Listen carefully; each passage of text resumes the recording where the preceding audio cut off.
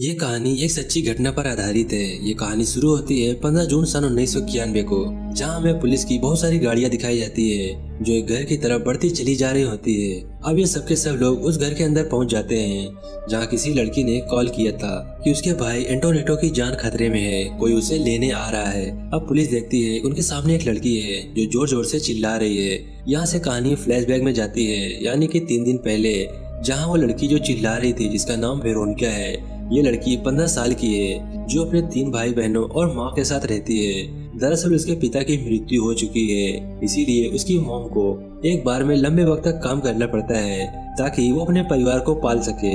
क्योंकि वेरोनिका की mom job करती है, इसीलिए वेरोनिका के छोटे भाई बहनों की जिम्मेदारी उसके ऊपर आ जाती है।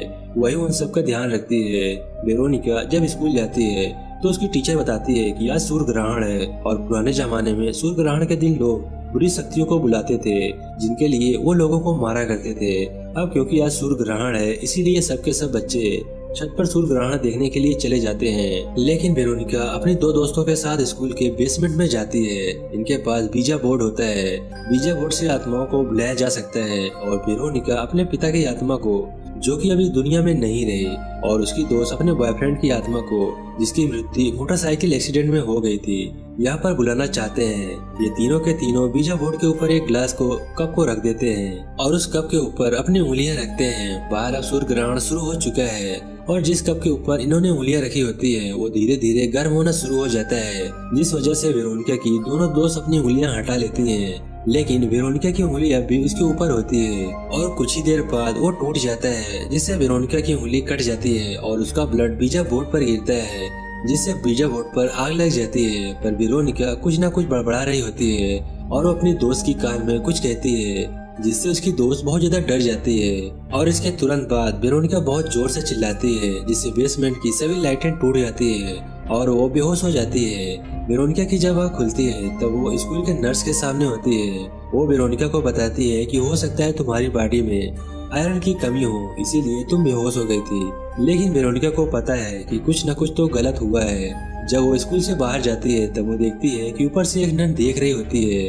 अब वेरोनिका वापस अपने घर आ जाती है और जब वो खाने की टेबल पर बैठती है और खाना खाने की कोशिश करती है तो उसे ऐसा लगता है कि कोई उसे खाना खाने से रोक रहा है। साथ ही उसके शरीर पर अब अजीब अजीब से पंजों के निशान भी होते हैं। वेरोनिका को घर में अजीब अजीब सी आवाजें सुनाई देती है। वेरोनिका को समझ नहीं आता कि क्या हो रहा है। और एक दिन जब वो अपने छोटे भाई एंटोनियो को नहला रही होती है तभी उसे बाहर से कुछ आवाजें आती हैं। जब वो बाहर ड्राइंग रूम में जाती है तो देखती है कि लाइट अपने आप जल बुझ रही होती है। इससे वो कुछ समझ नहीं पाती। दरवाजा बंद हो जाता है। वो किसी तरह दरवाजा खोलकर वापस अपने भाई के पास आती है जो बाथटब में बैठा होता है। लेकिन बाथटब का पानी अब बहुत ज्यादा गर्म है, जिससे एंटोनियो को बहुत तकलीफ हो रही होती है। वो एंटोनियो को बाथटब से बाहर निकालती है और देखती है उसके शरीर में गर्म पानी की वजह से लाल हो गया है।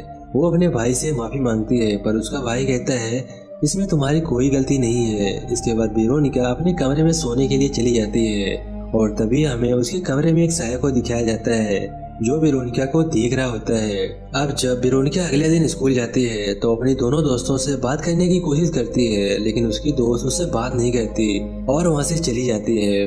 वेरोनिका जानना चाहती है कि उसके साथ बेसमेंट में क्या हुआ था, इसीलिए वो बेसमेंट में जाती है जहाँ पर पहले से ही वो नन होती है जो एक दिन पहले उसके ऊपर देख रही होती है। हमें पता चलता है कि ये नन अंधी है। स्कूल में इस नन को डेथ सिस्टर के नाम से जाना जाता है और वो वेरोनिका को बताती है कि तुम्हारे शरीर पर किसी डार्क स्पिरिट ने अपना कब्जा कर लिया है और ये बहुत ही खतरनाक होता है। इसके बाद नन उसके शरीर से उस बुरी शक्ति को निकालने की कोशिश करती है पर वो ऐसा करने में पूरी तरह से फेल हो जाती है। वो वेरोनिका को कहती है कि जो तुमने शुरू किया है वो तुम्हें खत्म करना होगा। दरअसल जब भी कोई बीजा बोर्ड से किसी आत्मा को कोई इंसान अपनी दुनिया में बुलाता है तो उसे वापस भेजने के लिए प्रोसेस को पूरा करना पड़ता है और आखिर में उसे गुड बाय भी कहना पड़ता है, तभी वो आत्मा वापस जाती है, नहीं तो वो इसी दुनिया में रह जाती है।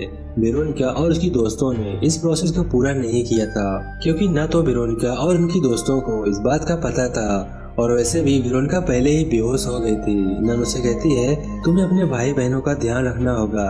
ये सुनने के बाद वेरोनिका को अपने भाई बहनों की चिंता हो जाती है वो घर आकर हर जगह पवित्र इंसान को डरा करने लगती है ताकि वो बुरी शक्ति से अपने भाई बहनों को बचा सके।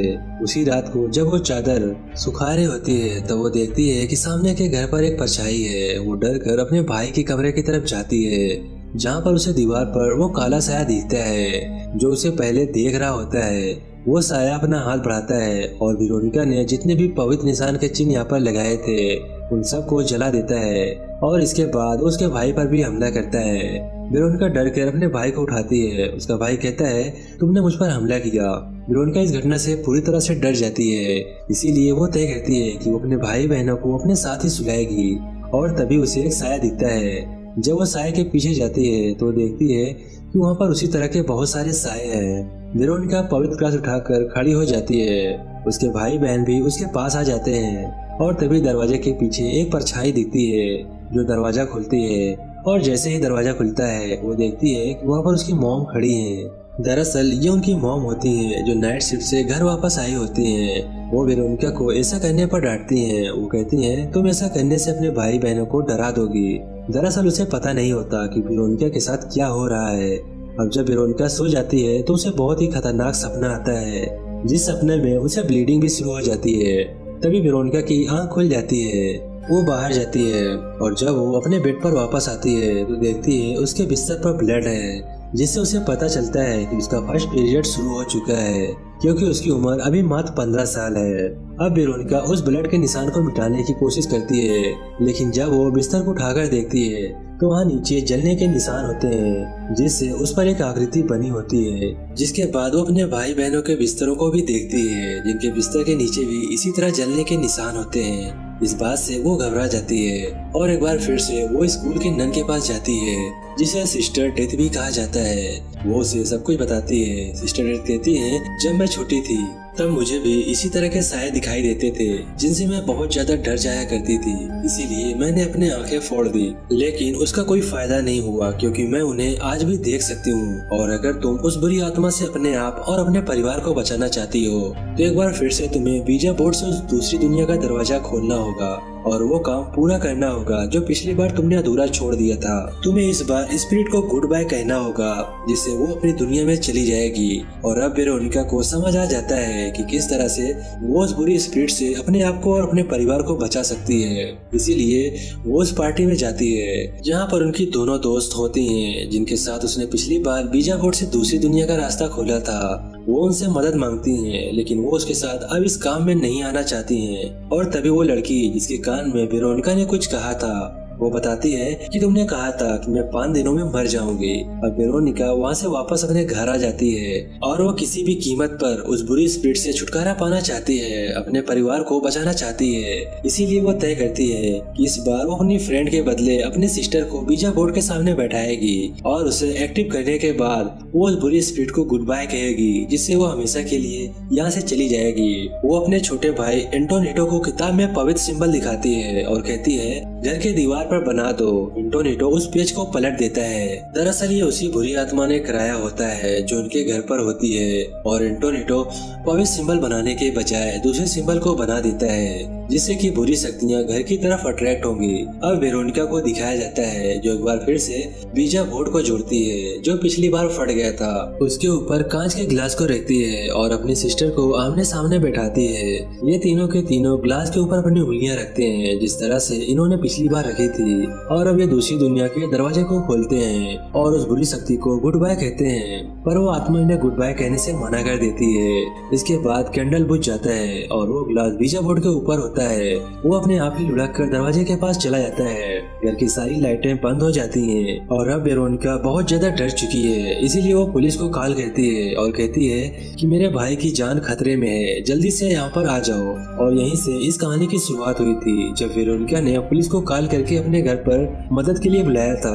अब वेरोनिका देखती है कि उसके भाई को उस बुरी शक्ति ने उठा लिया है। वो उसे अपने साथ लेकर चला जाता है। वेरोनिका अपने भाई को ढूंढने वॉशरूम में जाती है, जहाँ पर उसे उसका भाई मिल जाता है। वो अपने भाई को गोद में उठाकर अपने बहनों के साथ नीचे आ जाती है। इससे पहले कि सब के सब घर से बाहर निकलते, वेरोनिका अपने आप को मिरर में देखती है कि उसके हाथ में कोई भी नहीं है, ये सिर्फ उसका भ्रम था।